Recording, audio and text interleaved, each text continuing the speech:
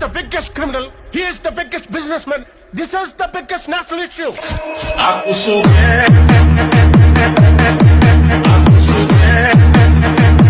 Oh my God! Wow! Hello guys, my name is Suman and welcome to my channel Tech Suman. र आजको हामी यस भिडियोमा बनाउन सिक्न गइरहेको छौं KGF को डायलग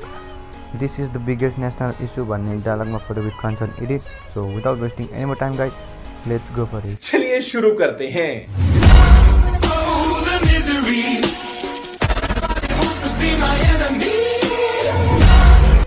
सबैभन्दा सुरुमा हजुरहरूले आफ्नो मोबाइलमा क्यापकट मोबाइल एप्लिकेसनलाई ओपन गर्नु होला र त्यसपछि हजुरहरूले न्यू प्रोजेक्टमा क्लिक गर्नु होला र हजुरहरूलाई म एउटा 5 सेकेन्डको ओभरले भिडियो KGF को भनेर दिनेछु. हजुरहरूले सिम्पली होटललाई डाउनलोड गरेर एड गर्नु होला र एड गरिसकेपछि हजुरहरू फोटोजमा गएर हजुरहरूलाई मन परेको फोटो 17 वटा फोटोलाई एड गर्नु होला. सिम्पली हजुरहरू जुन एल्बममा छ त्यही एल्बममा गएर हजुरहरूको आफ्नो 17 देखि 18 वटा फोटोलाई एड गर्नु होला.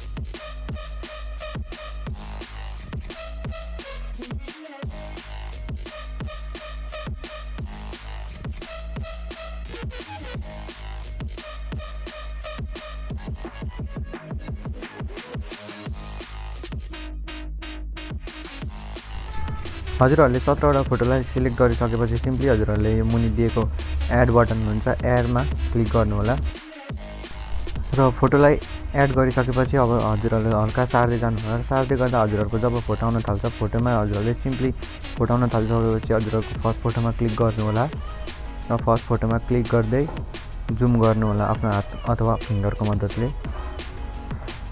सिम्पली हजुरहरूले जबसम्म लास्ट फोटो आउँदैन हजुरहरूले तबसम्म फोटोमा क्लिक गर्दै फोटोलाई जुम गर्नु होला. यहाँ मुनि फोटो हुन्छ यसमा फोटोमा क्लिक गर्दै फिङ्गरले जुम गर्नु होला र आफ्नो स्क्रिन साइज अनुसार एडजस्ट गर्नु होला. ठ्याक्क स्क्रिनमा फिट हुने गरी यसरी फोटोमा क्लिक गर्दै एडजस्ट गर्नु होला फिङ्गरले जुम गरेर र यही सेम प्रोसेस अन्तिमको फोटो नआउनुजेलसम्म सेम प्रोसेसलाई रिपिट गर्दै जानु होला.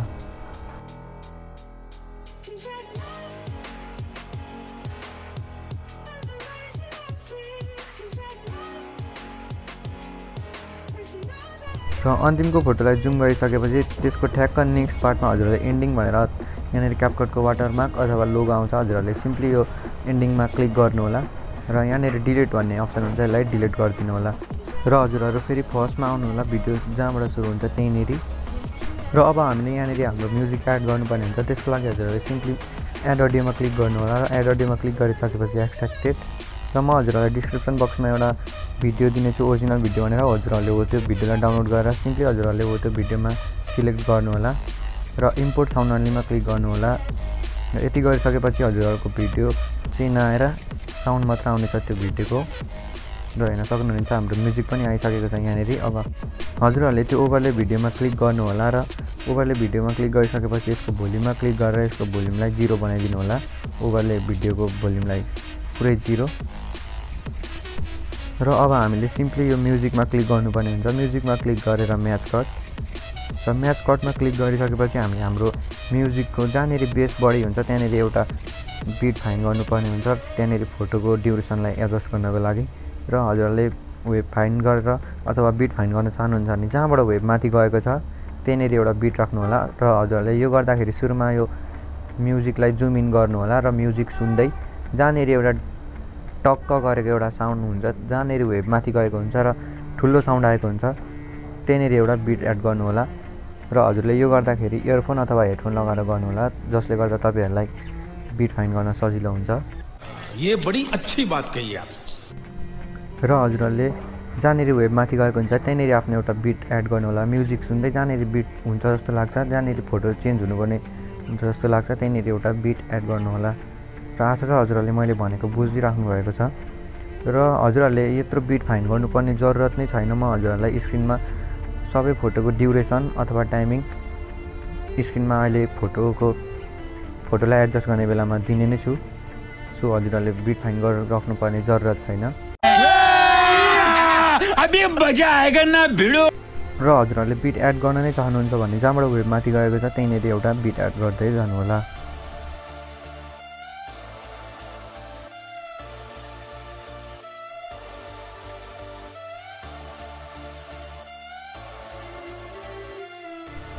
र हजुरहरूले अब बिट एड गरिसकेपछि सिम्पली राइटमा क्लिक गर्नु होला र फर्स्ट फोटोमा आउनु होला र फर्स्ट फोटोमा आइसकेपछि हल्का जुम इन गर्नु होला र हजुरहरूको बिट जहाँनिर हुन्छ यो सिधा धर्का जहाँनिर पर्छ हजुरको बिट भएको ठाउँमा हजुरहरूले सिम्पली त्यो धर्कानिर एउटा फोटोमा क्लिक गरेर स्प्लिट गरिदिनु होला अनि राइट साइडमा उब्रेको पार्टलाई डिलिट गरिदिनु होला र सेकेन्डमा पनि आउनु होला र सेकेन्डमा पनि त्यही सेतो धर्का जहाँनिर पर्छ बिटलाई छोप्दाखेरि त्यहाँनिर स्प्लिट गरेर सेकेन्ड पार्टलाई डिलिट गरिदिनु होला र हजुरहरूले यही सेम प्रोसेस सब फोटोमा लास्ट फोटोसम्म रिपिट गर्दै जानु होला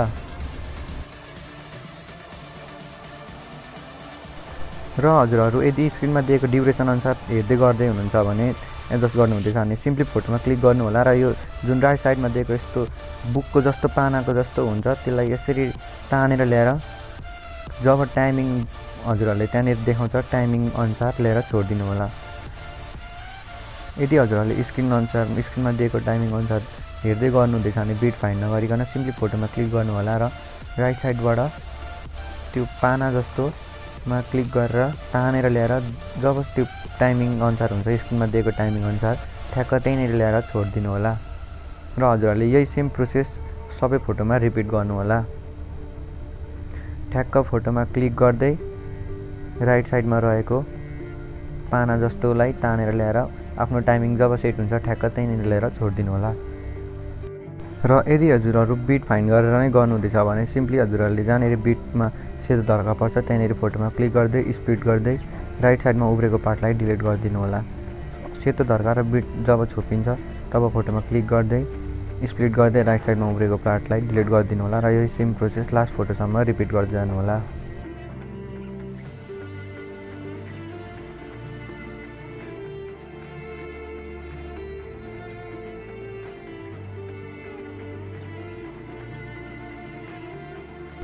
र हामीले यसरी फोटोको ड्युरेसन अथवा टाइमिङलाई सेट गरिसकेपछि सबै फोटोहरूको ड्युरेसनलाई सेट गरिसकेपछि फोटोहरूमा एनिमेसन दिनुपर्ने हुन्छ हजुरहरूले त्यसको लागि हल्का जुम गरेर फर्स्ट फोटोमा क्लिक गर्नु होला र त्यसपछि एनिमेसनमा क्लिक गर्नु होला एनिमेसनमा क्लिक गरिसकेपछि हजुरहरूले कम्बोमा क्लिक गर्नु होला र फर्स्ट फोटोमा आएर हजुरहरूले एनिमेसन दिनु होला बाइसेक्ट 2 भन्ने एनिमेसन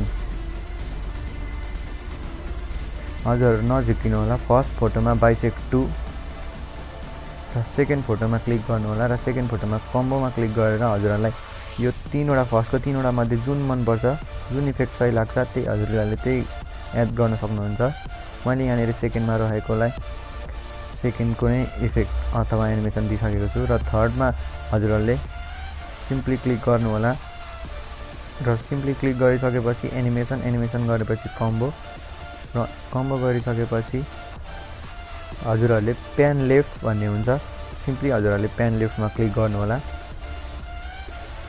र फोर्थ फोटोमा जानु होला फोर्थ फोटोमा गइसकेपछि प्यान राइट र फिफ्थ फोटोमा प्यान लेफ्ट सिक्स्थ फोटोमा प्यान राइट यसरी नै हजुरहरूले left right PAN left PAN right PAN left PAN right गर्दै अन्तिम फोटोसम्म एनिमेसन दिँदै जानु होला प्यान लेफ्ट गर्दै अन्तिम फोटोसम्म सेम प्रोसेसलाई रिपिट गर्दै जानु होला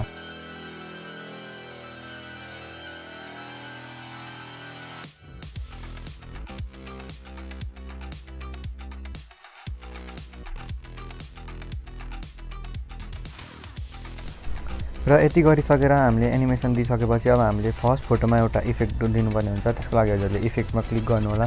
इफेक्टमा क्लिक गरिसकेपछि भिडियो इफेक्ट र भिडियो इफेक्टमा क्लिक गरिसकेपछि हजुरहरू ट्रेन्डिङमा गएर हजुरहरूले सुरुमै हेर्न सक्नुहुनेछ इलेक्ट्रिक लाइट बोर्डर भन्ने एउटा इफेक्ट हुन्छ ट्रेन्डिङ सेक्सनमा गएर हजुरहरूले फर्स्टमा हेर्नु होला अथवा स्क्रोल गरेर हेर्नु होला हजुरहरूले भेट्न सक्नुहुनेछ एउटा इलेक्ट्रिक लाइट बोर्डर भन्ने हजुरहरूले सिम्पली हो त्योलाई एड गर्नु होला फर्स्ट फोटोमा हो त्यो इफेक्टलाई एड गरेर होला र त्यसलाई एडजस्ट गर्नु होला सिर्फ फर्स्ट फोटोसम्म मात्र यति गरिसकेपछि हाम्रो भिडियो मेकिङ प्रोसेस कम्प्लिट हुन्छ र हामीले यो भिडियोलाई ग्यालरीमा सेभ गर्नको लागि माथि दिएको 1080p मा क्लिक गर्नु होला र 1080p लाई 2K 4K मा बनाइदिनु होला र फ्रेम रेटलाई 30 देखि 60 र राइट साइडमा दिएको एरोमा क्लिक गर्नु होला र यति गरिसकेपछि हाम्रो भिडियो ग्यालरीमा सेभ हुन थाल्छ र एकचोटि भिडियो 100% भएर ग्यालरीमा सेभ भइसकेपछि हजुरहरूले यो भिडियोलाई कुनै पनि सोशल मिडिया प्लेटफर्ममा अपलोड गरेर मिलियन्स अफ भ्यूज र मिलियन्स अफ लाइक कमाउन सक्नुहुनेछ झूठ बोल रही है तू मैं कोई झूठ नहीं कह रही झूठ बोल रही है तू, झूठ बोल रही है। र आजको लागि यति नै गाइस। आशा छ हजुरहरूलाई यो भिडियो बनाउन आइसकेको छ र भिडियो बनाएर हजुरहरूले पनि कुनै सोसल मिडिया प्लेटफर्ममा अपलोड गर्नुहुँदैछ भने don't forget to tag me or use my hashtag टेकसुमन। So thank you guys, thanks for watching my video till the end. हजुरहरूको माया सपोर्टको लागि धेरै धेरै धन्यवाद र अर्को भिडियोमा भेट हुने नै छ। Till then goodbye, take care, जय नेपाल। अच्छा सुनो, सब्सक्राइब करते वक्त ना घंटी बजा देना ताकि जब मैं ऑनलाइन आऊँ तो तुम्हारे फोन की भी घंटी बजे।